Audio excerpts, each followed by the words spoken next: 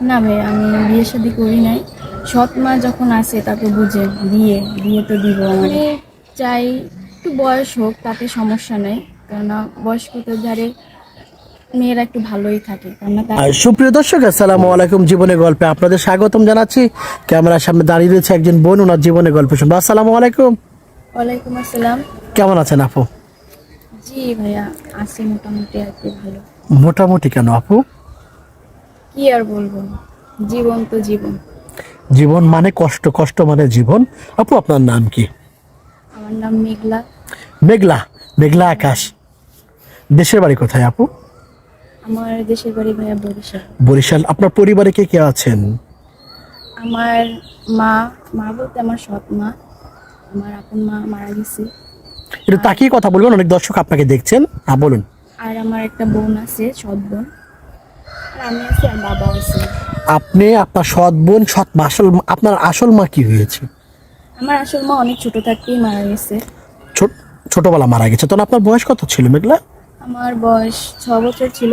7 বছরে আমি পা দিব, তখন আর কি আমার মা মারা গেছে। আমার বাবার একটা বিয়ে করে, তারপরে ওই ঘরে ছোট একটা বোন হয়। তারপর তো জীবন সৎ মায়ের ঘরে কেমনটা কাটে তা তো আপনারাই বুঝেন। জীবনটা আমার অর্ধেক রাস্তা যেয়ে থেমে গেছে। লেখাপড়াটা তেমন করতে পারি নাই, অল্প কিছু লেখাপড়া করছি। অনেক কষ্টে লেখাপড়া করছি। আল্লাহর রহমতে কোরআন শরীফটা খতম করছি। সেটা আমাদের ওখানে মসজিদ ছিল, তারপর হুজুর ছিল, তাদের দ্বারা আমার বাবা আমাদের কোরআন শরীফ পড়াইছে। আচ্ছা আপু, আর একটা প্রশ্ন। সৎ মা আপনার সাথে খুব ইয়ে করতো। বর্তমানে আপনার বয়স কত? বর্তমানে আমার বয়স 20 বছর। 20 বছর। আপনার কি বিয়ে শাদী হয়েছে? আমাদের আচ্ছা, আপনি যদি আমাদের ক্যামেরার সামনে কেন এসেছেন? একটা মনের মানুষ খোঁজার জন্য, না আর্থিক কোনো সহযোগিতার জন্য? না ভাই, আর্থিক সহযোগিতা না। আসলে আমি সৎ মায়ের ঘরে বড় হয়েছি, তো জীবনটা অনেক কষ্টে কাটছে। নুনের ভাতে দিয়া আমার জীবনটা চলে গেছে। অনেক কিছু দিয়েই আমি কষ্ট করছি। তো সেজন্য চাচ্ছি যে একটা মনের মানুষ যদি আমার সেরকম ভাবে হয়, সে যদি আমার একটু ভালো রাখে, আমিও তারে ভালোবাসা দিয়ে সব কিছু দিয়ে যেন তারে জয় করতে পারি। আমার ভালোবাসা দিয়ে যেন সে অনেক সুখী হতে পারে, আমিও যেন তার ভালোবাসা পেয়ে সুখী হতে পারি। আচ্ছা, কেমন ধানের একটা মানুষ চান আপনি? চমৎকার একটা সুন্দরী একটা বোন, আপনার নাম মেঘলা। কেমন ধানের একটা মানুষ চান, একটু বলবেন? আমি চাই একটু বয়স হোক, তাতে সমস্যা নেই। কেননা বয়স্কদের ধারে মেয়েরা একটু ভালোই থাকে, কেননা তারা বুঝে তার ভালো মন্দটা, তার দুষ্টুমিরা একটু বুঝে। সেজন্য আমি একটু ওই রকমই পুরুষ পছন্দ করি। এরকম মানে আপনার সাথে একটু দুষ্টু মিষ্টি কথা বলবে, আদর্শ করবে, একটু কেয়ার করবে, তাই না? হ্যাঁ হ্যাঁ, কেননা ওই কেয়ার ভালোবাসাটা আমি খুবই কম পেয়েছি। তার জন্য এই জিনিসটাই আমি পেতে চাই। ছোটবেলা থেকে অবহেলায় জীবন কেটেছে, তাই না আপু? জি।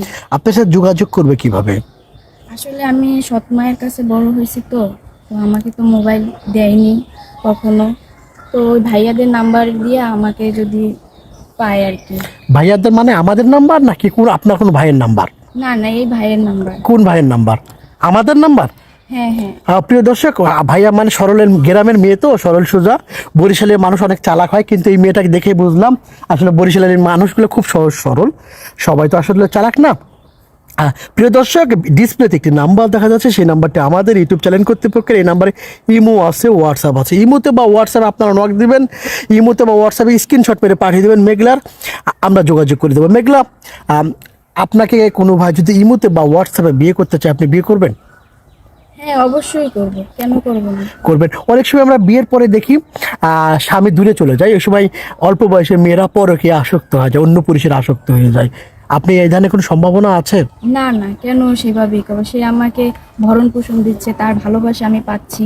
ফোনে দিক বা সরাসরি দিক, যেভাবেই দিক, আমি মন আমার ভালো রাখতেছে, এটাই আমার কাছে। এটা শুক্রিয়া আদায় করছেন।